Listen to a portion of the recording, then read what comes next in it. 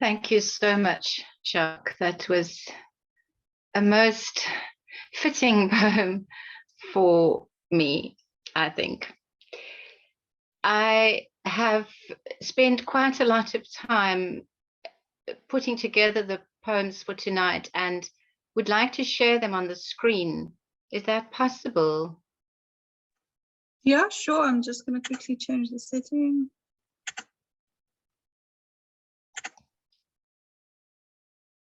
Okay, you should be able to.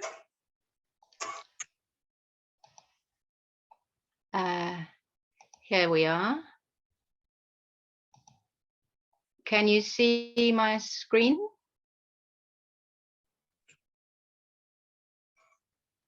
Yeah, it says you've started. Yeah, there we go. Yes. Is it there? All right. Thank you very much, everybody, for being here.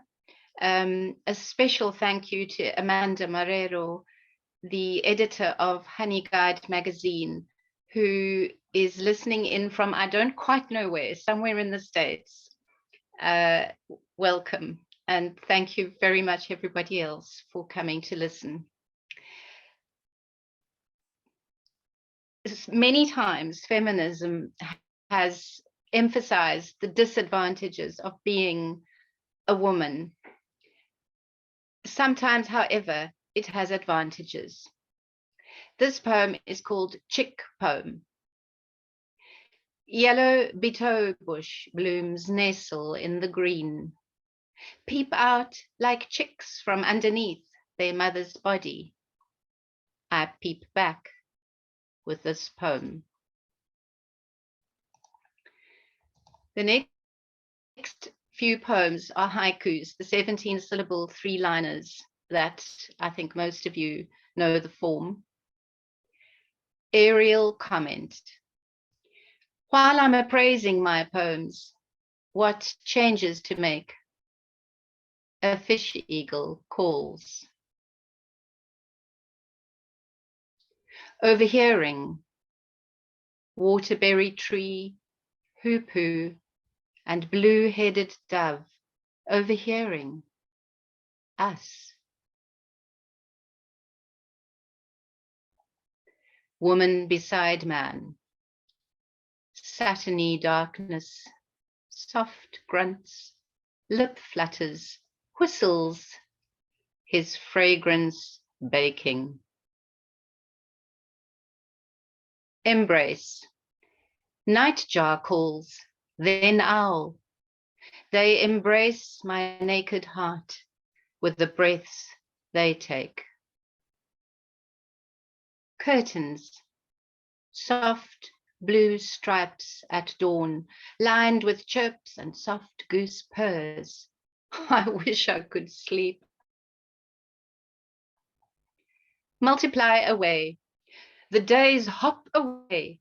Like bunnies they multiply, lurking in hedges.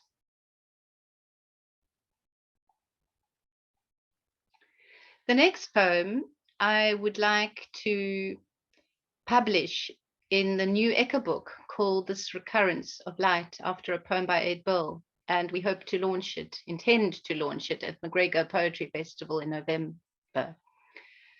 And this poem is called Earshot. The fish eagles don't waste their breath. Their cries strike out over our heads as we unload and carry boxes to the new house.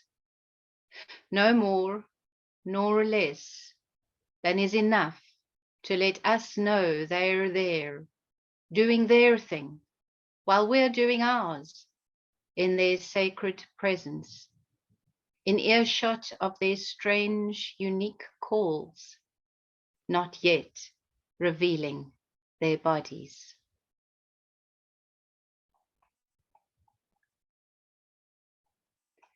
Bats, they flutter and flit, silhouetted against an apricot set of sky, highlighting profiles of bushes and brushwork.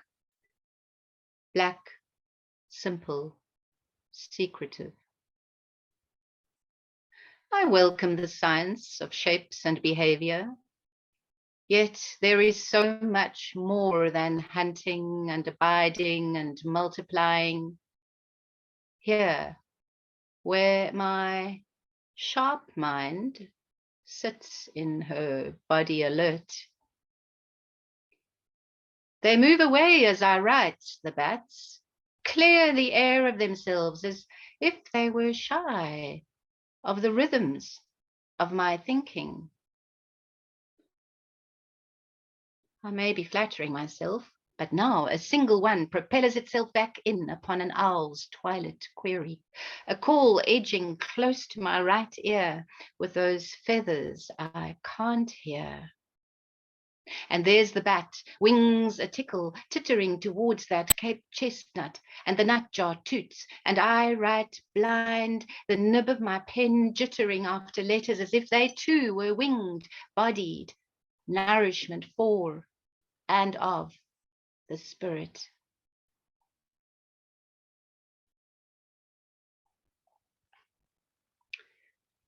Continuing the writing theme, I write for neither rhyme nor reason, for the stillness at the heart of things. The turquoise wall, its dimples in the plaster, the wine in my glass from the bottle you bought like a gift that wills a new season. My slim silver pen kisses the page, perhaps because of our hearts, their services. Look, the candles, their warm light.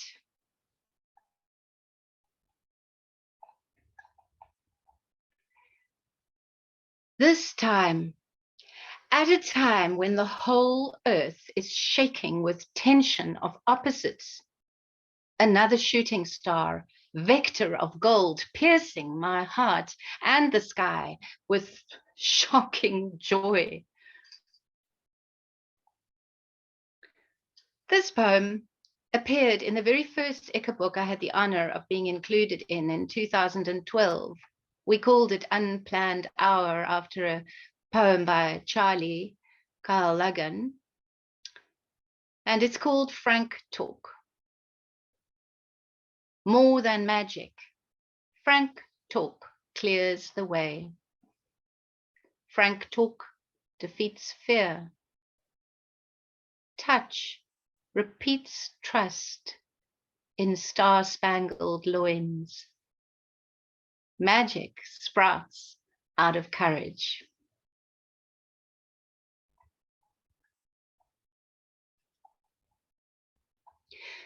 This poem too was published in an Eka book called Gold in Spring in 2016. And then, as now, humanity was experiencing what can only be described as a kind of psychosis. And as usual, I was seeking solace in nature. Fireflies and stars. Fireflies, stars, a chorister robin practicing flights of notes luminous with effort. Are such joys weaker than the men who beat the pregnant Syrian refugee in a queue in Germany? News of sorrow everywhere. And yet, my son says he's glad not to be born into my time and place, having to endure apartheid, nor that of his grandparents ducking bombs in bunkers, later begging for potato peels, nor that of my grandma, who at 18 lost her dad to the effects of shrapnel in the shoulder got in World War I. Look, love, again tonight there are fireflies, urgent with light, its significance. The stars, briefly out between indulgent clouds. And we both heard the chorister robin's ever new melodies, disregarding, going beyond us humans and any disaster or war. This, too, will appear in this recurrence of light. And it speaks to my complete fondness for the real night, the unartificially illumined night, the lightless street. The lightless street lets the stars fall down like icing sugar with crystals between.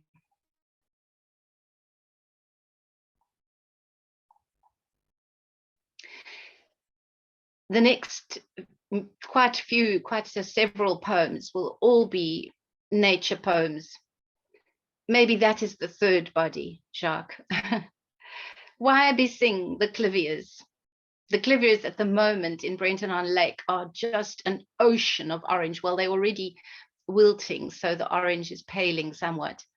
But every August and September, they rush out to bloom again. Why sing the clivias? Their spring rhymes with my silence. The bushbuck don't touch them. Earth herself herds the season's clemencies, reaches my soul's humanity without any strain, assures me that reality is not what hurts, but what teaches brightness on the quiet.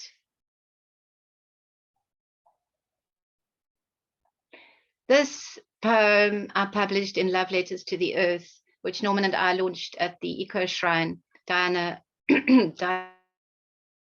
Eco Shrine, Diana Graham in Hogsback in 2016. It's called Beautiful.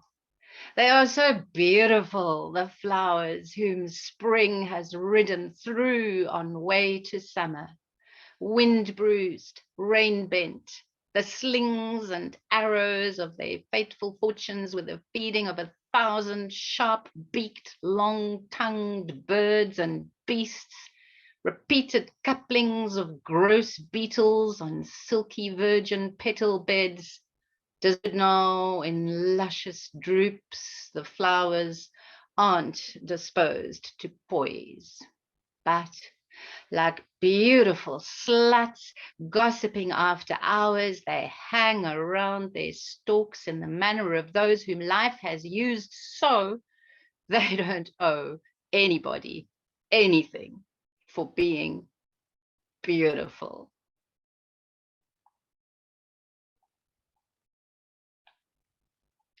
This poem comes from Hogsback Haiku, which we launched in Hogsback in 2013, a whole lot of poems of place. Wood 2. Ascending through the forest, I heard tall trees croak. They squeaked and queried, ummed and ahed and sighed. Given breath from above, wood too is moved to vocalize. If you've ever been in a forest in the wind, you'll know what this poem is about. And this poem was published in a special edition of Honey Guide magazine, devoted to creepies and crawlies and insects, by Amanda Marrero, who, I'm going to read this for you. Insects and Arachnids, a meditation. 1. I think of them as microchips of God, tracking, sucking, tasting, posting information. 2. Ticks and flies bedeck the bushbuck's necks and faces. Fleas bite them, their tails flick, and sometimes they gallop as if to take off Pegasus-like, leaving the bugs behind. 3. 3 times you step almost on a scorpion. His lessons: self-inflicted death, pain, resurrection, source of new reflections in your book.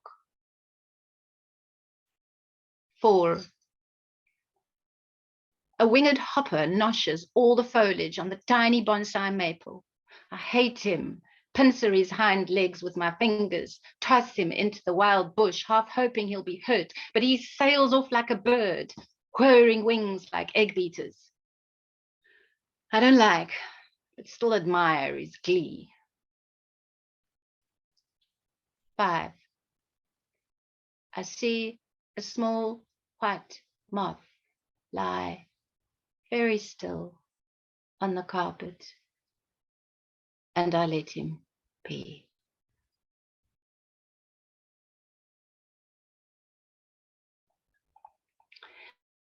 This poem was published in Throw in Your Song in 2018, which was another. We have copies of all of these, so if you want, just let us know if you want a copy of any of them. It's called We Stand Together, and like all of my poems, this is a document of what happened, really happened. I don't invent these things. We stand together. The butterfly is caught behind the glass sliding door. Calmly, I offer him my hand. Calmly, he clambers up on my finger. From finger to finger he treads. I feel his strong footsteps padding, our eyes on one another with calm interest. His left antenna drops to touch, while the right one rises, and his long tongue out tips with a gracious bow my finger pad, my heart's hello, then spirals back and closed. We stand together in the sun, his dark wings patterned, furred, spread open. And this is a little poem by Norman, one of the very last he wrote in June 2017, and I love it so much. It's called Tiny. Pinhead of a spider, busy about the floor, seemingly aimless, but searching for something. I wonder what you eat, what landscape you traverse, what in your world is tiny to you.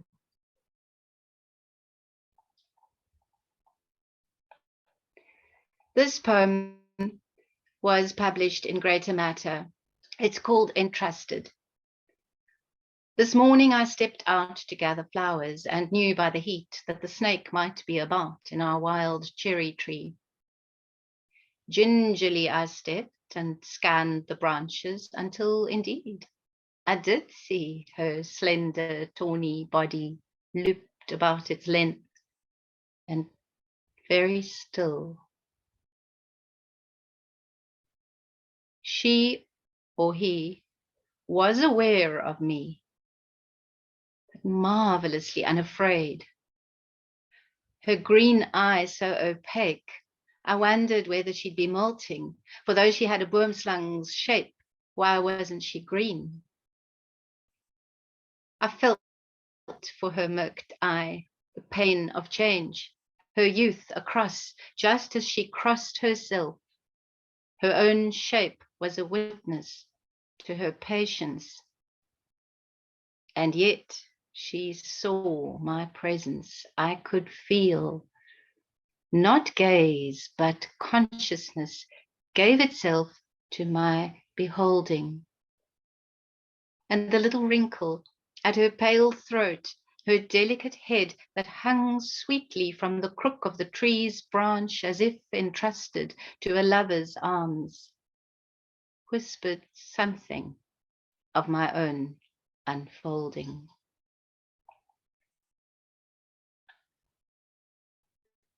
This, the Oriole, I also would like to have in this recurrence of light this year. And this book you better buy for all these poems and many beautiful others by the other poets. The Oriole, around the corners of the house, he rolls the balls of his calls, melodic bubbles from his blood billow from his yellow breast, black head, scarlet beak. They do not burst.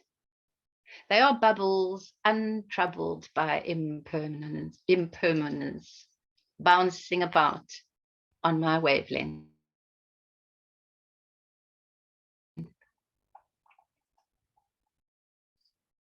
Glints. Chorister robin, songbird of my heart, color of coal and warm flame. You hopped into my gloom this morning, and something in me glints again. Luri. My heart is in pain. The luri picks for berries, makes me speak sweetly.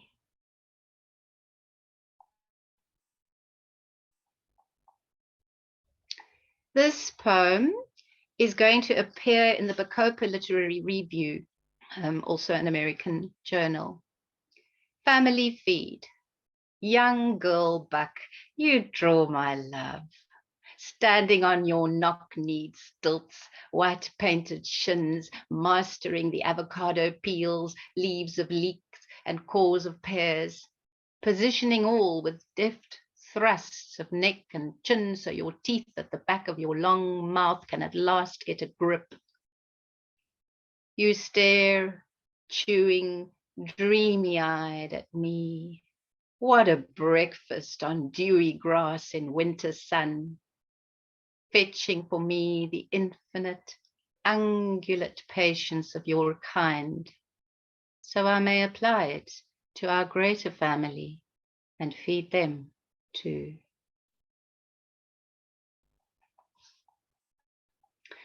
Heron Poem Trio, another one to be in this year's Eka book.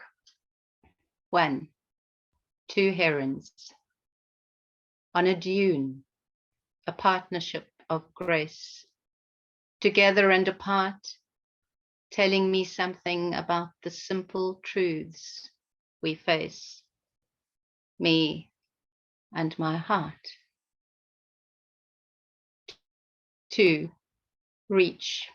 2 herons and I, 3 points on the beach, watching, still, and wondering.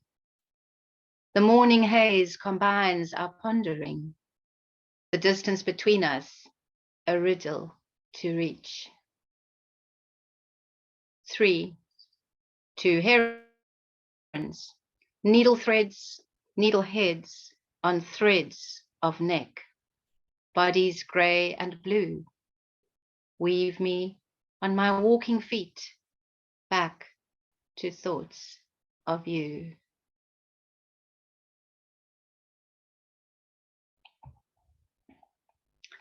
And this too for the new Eka book. Take Loss Ceremony. Before I read this poem, I see it's almost 8. So thank you for those of you who came for this half hour. I'm going to miss you, but what can we do? Take Loss Ceremony. Ah, old ram, half gaze, not from a sleepy satisfaction, but something's happened. Your nose is thicker in places, bruised, eyes gauzy, a pink scrape on one cheek. You're cowled in tiredness. Then we see 3 slits in your neck, seeping your blood. You've been gored deep by a rival. There you stand, grand veteran, dark umber in the defeat of more than your body and status. Your spirit is ashen, glints not even when the sun appears briefly as we behold you closing our dripping umbrellas. It hurts to see you take the loss of your best self so tiredly, so quietly, in a ceremony all your own. And this little haiku is a little sister, I suppose, to the one that I put in as appetizer, announcing this reading. It's called Little Savior. A poem keeps a dewdrop of hope from evaporating, like this.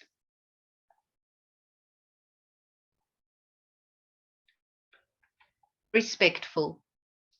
She's wild, the big bushbuck doe, and I'm wild. So we're cautious when we suddenly stand eye to eye in the thicket where we both felt unseen. She nibbles some leaves very quickly, as if to say, I'm not intending to be in your way, I only want to eat. And I stand very still, not wanting to disturb her either. I only want to walk. When I step deferentially forth on the path, she stares. I almost drown in the bottomless pools of her eyes, but then she also steps, raises her head to browse again, and so we maneuver ourselves respectfully, without haste, past one another's mutual cautiousness. I love about wild things that they don't like to be touched. You cannot touch them. I love that about them. Not with your hand, not with your hand. A slight move to another theme. The dead have ears, so we hear. Is it they who conduct the fierce salmon-coloured trumpet call of spring's Watsonias? Tree skeletons oversee the reborn fynbos without hustling souls, and russet reeds, heavy with children hanging from their heads, bend to feed others or release them into the tunes of the dead. This poem was asked for by Tanya Latergen. She can't be here tonight, so she's very happy this is being recorded. She is giving a workshop on art and healing soon, and she wanted to read a poem about that theme. So this is what came up in response to her art. She was also a fellow artist that I actually met when we did the Neisner mural. Her tree is right next to my heron on the one wall. The Bodies, Yes, dedicated to Tanya, fellow widow and artist. Shattered soul seeks, bathes herself in watercolors, tinctured by tears, hues mingle to caress the hard edges of grief. Forgetting loss, hand leaps a line of power, unfolding hope, the heart's own flower. Limbs lift up on papers give, the body's yes, I want to live.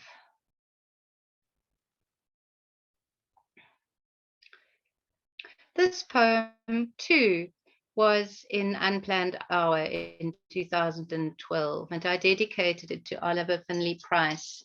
He's got a volume now with Dryad Press since a while. He's still around, still writing, still passionately a vegan. It's called Knowing. In Native American teachings, turtle is the oldest symbol for planet Earth. The old man slowly prepares for death. He refrains from eating meat, like the elders of old China who would eat only legumes, so that when their bones were exhumed by their children, they would smell sweet. He remembers he came from somewhere and will go somewhere. Eggs hatch and the young find their way, just like the old.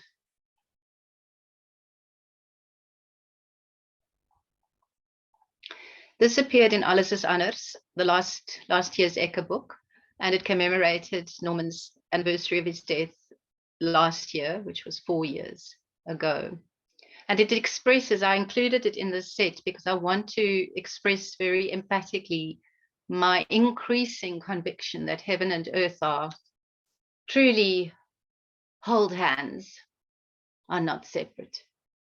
Commemoration. 4 years ago, you died. Your body and my body, two miracles beside one another. My body, a lulling companion to yours in the arduous passage. You reached the lit house like a glowworm in the meadow and stayed free of shadow on earth. And this poem echoes, I think, that feeling. It also expresses the insane movements between Brenton-on-Lake, Cape St. Francis, Hogsback. We're having to do our third move in 3 years. This is called Never Leave. The nightjar's clear trill here in Brenton-on-Lake tells me I shall never leave this place. It's become holy to my state of being. Nor is Cape St. Francis to be forsaken, where you and I greeted that sliver of moon before sunrise, bathing Venus as his own true love above the playful waves. Nor have we ever left Hogsback, where your shop waxes and wanes and fills again as you reorder stock and Tisha finds people to help. We'll never leave this oyster, this our earth. She is the one we wish to rebirth, ourselves all merely her servants.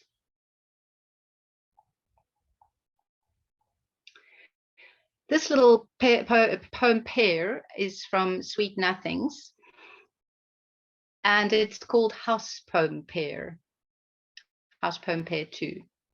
1. Peace in the home. Preparing for trial in Cathcart of the housebreakers. Saw me in my lunchbox, eggs on the boil, rain dripping on the roof. 2. Prospect. The prospect is sweet, the bad road, navigated by the cop's van, through the farmlands, past blue cranes, wrapped in mist.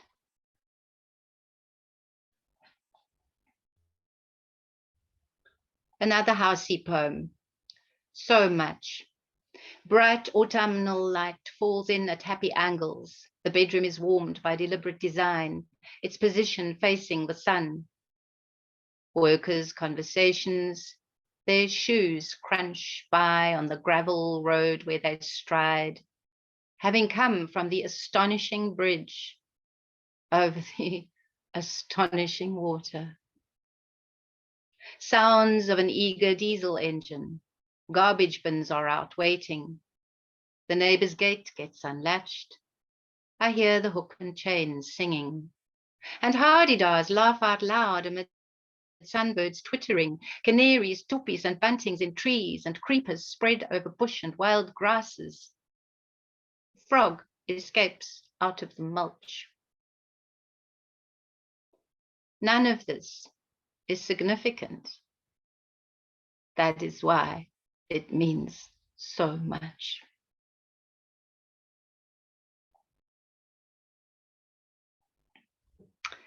This poem too is going to be in this recurrence of light. And this really happened the other day, actually, not a few weeks back. By the wayside, steady. The wagtails make love by my feet. He hoods her with his wings, all bulked up, angles in skillfully beside her upright tail. And she, I see her little opening, sucking and tasting his seed. A momentary thrill and afterglow. Then she runs, refreshed with delight, importantly, her belly knowing where she'll lay those eggs when they're ready. While I will be leaving again. Again, the house is sold. Again, I must pack up. The evaluator from the bank is due at 10 tomorrow. And I, who am too big for a nest in grass or tree, must search again for some other temporary place by the wayside of my life's windings. Inspired by the carefree pair, I ask, although I cannot settle, let me at least always be where wagtails and others continue their sweet lovemaking skills. And my heart will continue to beat for a while yet, in tune and steady.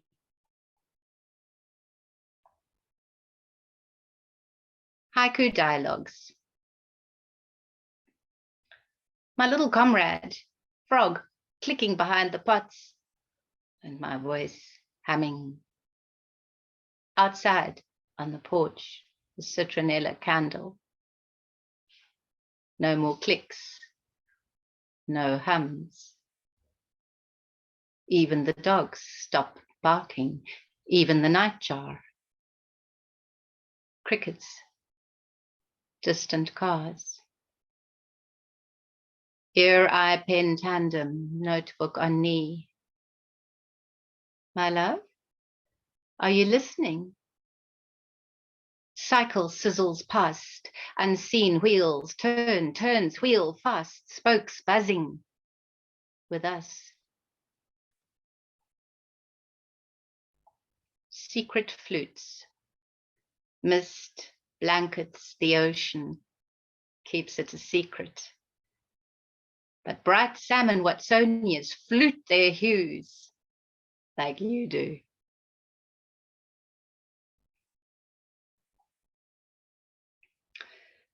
Sure, it's 12 minutes past 8. Should I stop? No, keep going. You're almost done, I'm sure. I think I'm almost done. I done. can see your page numbers, so Yes, yes. please finish. Okay. All right. Warm writing.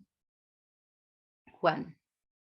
2 umber-pelted bushbuck rams gallop in parallel, one on each side of the road.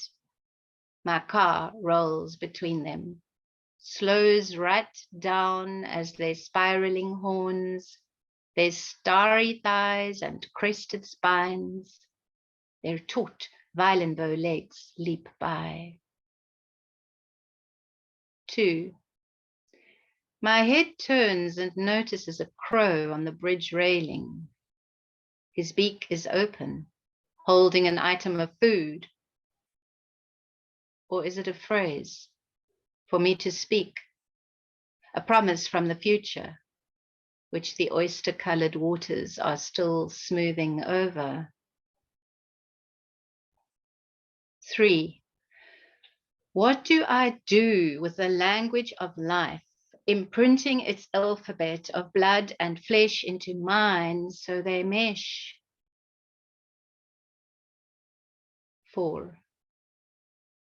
I write it down. A new, old way of seeing. One day I'll be a star on a thigh and be warm with innocent being. Somebody on the online notice for this reading called me the mystical Silke Heiss. Was that you, Melissa? Or was it Nondwe? Was it you? Then this poem is for you. It's a very mystical poem. And the bear is a reference to Ursa Major, the constellation in the sky. And I also want to say that the apples is a deliberate reference to the apple of knowledge in the Garden of Eden. The poem anticipates a new time, a time that is perhaps interestingly also anticipated in an interview that I watched the other day with an Australian biologist by the name of, now I forget it, Jeremy. It's called The Human Condition Interview. And it was a very interesting, optimistic interview from a scientific perspective. Melissa, time of kindness. I'm the girl dreaming on the bear that carries her through the Milky Way. The stars turn to apples we harvest, biting into more than dreams. A sudden comes this knowledge of the gift we are upon a time of kindness.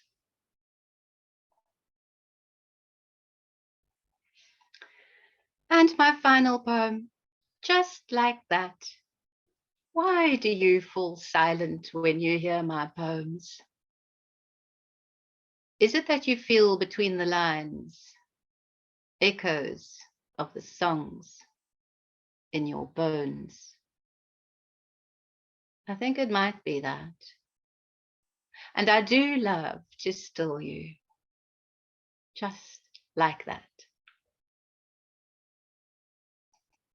Thank you. Thank you very much for giving me this opportunity.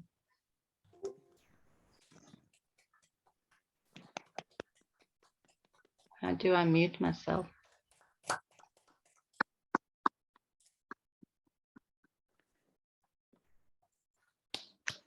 Thank you so much.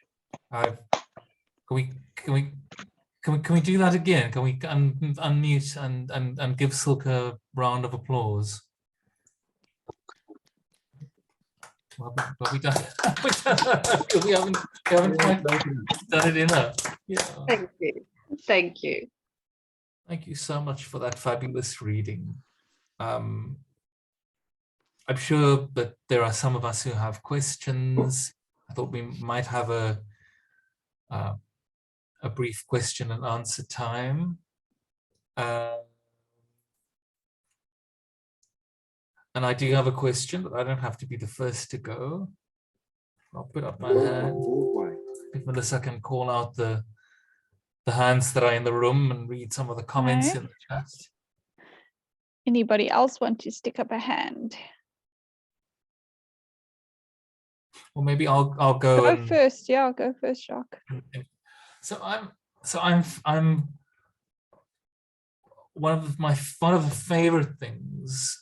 One of my favorite things about your poems is this dance that you do with the creatures and the way that you often imbue them with, you seem to imbue them with emotion, with that we would normally ascribe to humans. I'm thinking of the calm of the butterfly, for instance, but at the same time, as with Lawrence, there's the sense that they are completely other and unknowable. And I wondered if you could say something about that, the way that the rhythms of our thinking kind of separate us from them, but also connect us to them, because it's a dance that you do. And it's just one of the greatest gifts that your poems bring. Anything you'd like to say in response to that? Thank you, Jacques, for asking the question. I'm very aware that I would be accused by people who dislike what is called anthropomorphizing creatures. I do that all the time, but I don't feel that I do that, because I feel that the opposite is actually happening. I have the facility of having a human language, so that is the language I speak, but they speak in their languages, and I often feel that they actually give me what I write. I don't feel like I'm looking. I don't look for what these things that happen. When that butterfly stepped onto my hand, I knew I must be very, very slow and unmoving and very going away from, because they don't come, if they feel threatened or uncomfortable. the doe as well in the forest, you have to be very, you have to be not willing anything for them to actually be okay. They're wild creatures, and wild creatures are not okay if you want to do things. So you have to not want anything, and then they come. So I don't know, but it is a very, and I understand it is a very, maybe I don't really feel like I'm even human. I often used to say, I've got much more in common with my, with Kai's cat, my son's cat, than I have with Zuma. We might have the same DNA, but sorry, I've got more in common with those wild creatures than I have with a lot of human beings. So I don't know if that answers your question, but maybe the main thing is not to will, not to be full of wanting and full of willing. Then it doesn't feel like imposing. What I love is that you take the risk of, projecting things onto them, but for what happens is always astonishing. So in the end, it doesn't matter. You walk that tightrope. Thank you, Jacques. Yeah, I must say I trust myself. And I don't actually care what people think. If I'm anthropomorphizing, if they think that, well, then good luck to them. And if I am doing that, well, good luck to me, whatever. I trust what happens. I trust that they actually influence the rhythms of the words that come and help me. Almost like that poem, Lord of Life, that Norman wrote, that poem at the end, at the end of the one of Love Letters to the Earth, and that Harry put in for Rhino in a Shrinking World. Now, I mean, he says the rhino saved him from many Yes. What's the word? He quotes somebody else, but he does involve the rhino in the self-editing process, and I have absolutely no doubt that the presence of the rhino influenced his writing. Conversation there, yeah.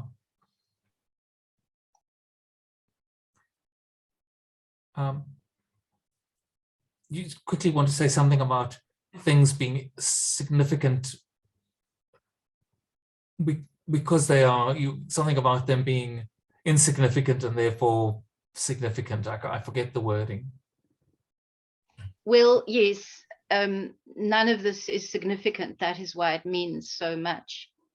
It's really just, I guess, when in my own experience, people always say, live in the now, live in the now, live in the now. And it becomes such a religion that you get very nervous about, oh my goodness, am I living in the now or not? But the truth of the matter is that if you just cut yourself some slack, be a bit kind to your own self, and I guess be like a child. Maybe I'm a bit irresponsible often, and I don't worry about things that a lot of people worry about. Often, and then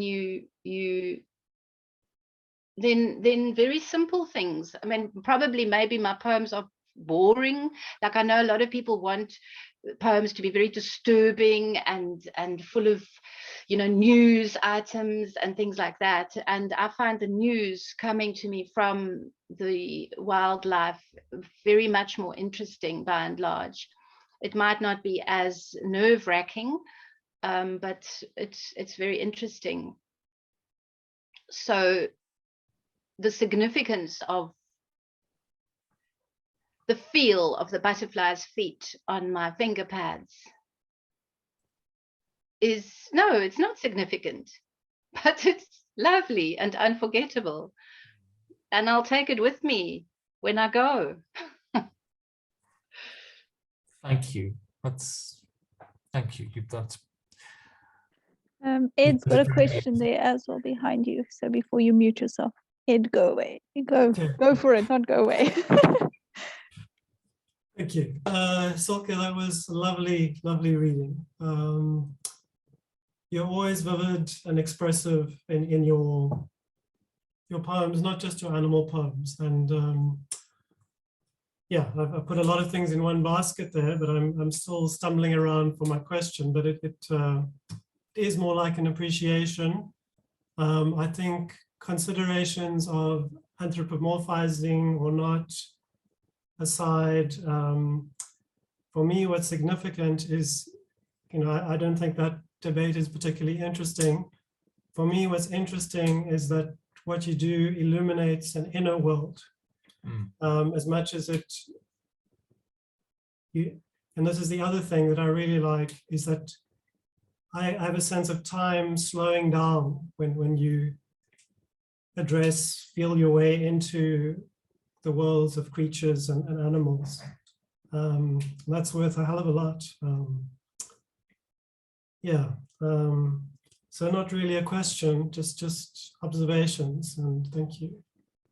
Thank you, Ed. Thanks for that. And that means a lot, because the rushing, the not being aware of the insignificant, the small things, is very much a dilemma and painful for humans, who are divided. We are divided with our through our consciousness from our instinctual being.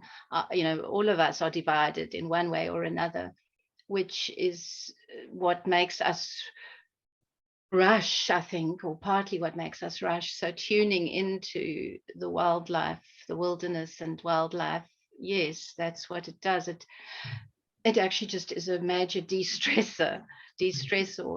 So if the poems can convey that to you in Camps Bay, built up as it is, then I'm very glad. Yeah. Thank you. All right. Zoom meeting system. I will also ask a question. Thank you. That was really beautiful, and I also love the anthropomorphizing or any. Yeah, I love those poems. I also really appreciate the joy you bring to your reading. I think every time we hear you, it's vibrant, and I get the feeling that you love the sharing as well.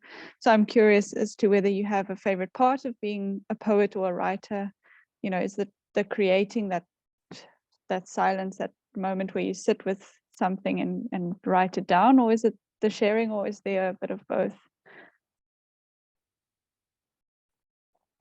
Thank you, Melissa. What lovely comments and what interesting question.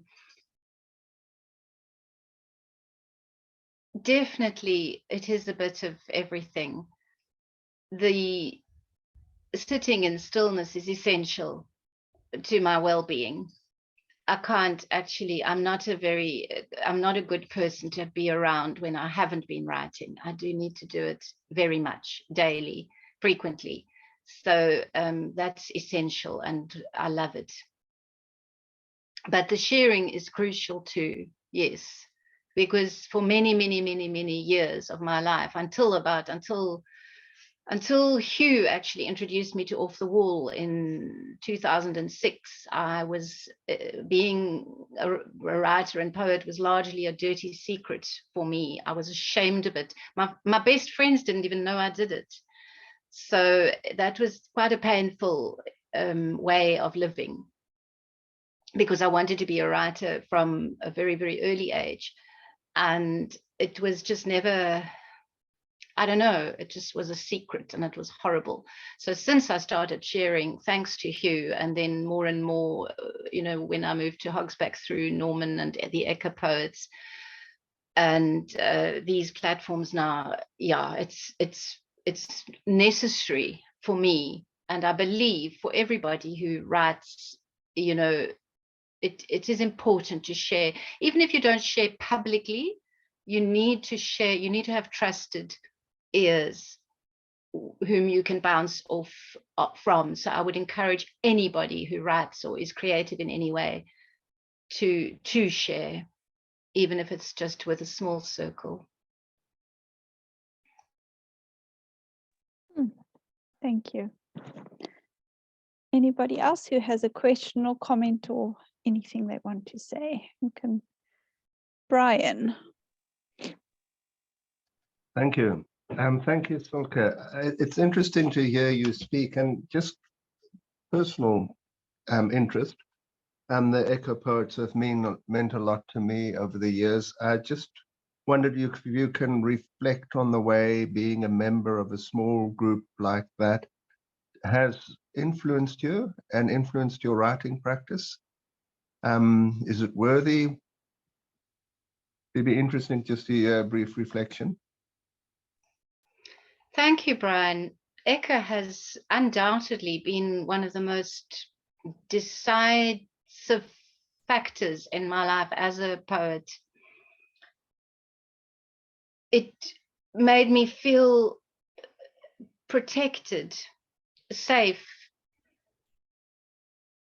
appreciated, and the ethics in the group, or I don't know if ethics is the right word, but just the way in which the group was so informal, and you could also develop, like each year you guys put in different poems, so that when you track from when Echo first started in 89, and you track the poet, like you, Still, and Charlie and Norman, and you track all that, it's such an amazing thing to do, to see the development, not just the life that comes to the fore through the poems, but the development of the poets, of the individual poets.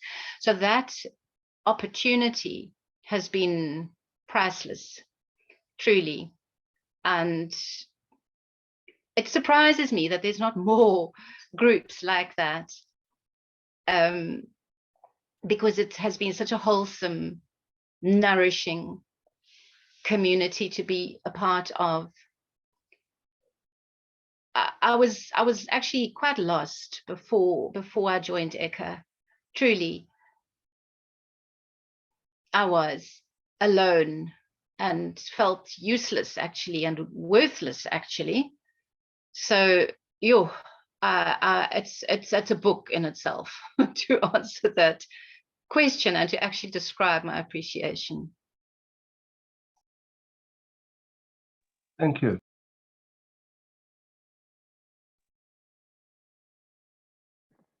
Lovely to have found that community. Anybody else who has a question or comment?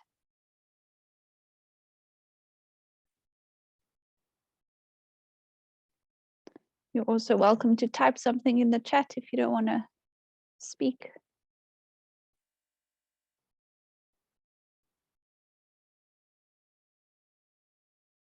Nope. Well, then I guess that means we're wrapping up the first part of our evening. Thank you so much, Silke, for sharing your beautiful words with us. It's really been such a privilege to hear your joy and your wonder at the world translated through your poems. And everybody else, if you want to share your own wonderful poetry with us, we're going to have an open mic just now. We'll take a 5-minute break, so we'll meet back here at 20 to 9 South African time. Thank you so much, Melissa. I just want to say I will return for the open mic, but the electricity is going off here at 9. So against my will, I will be wiped away from the screen.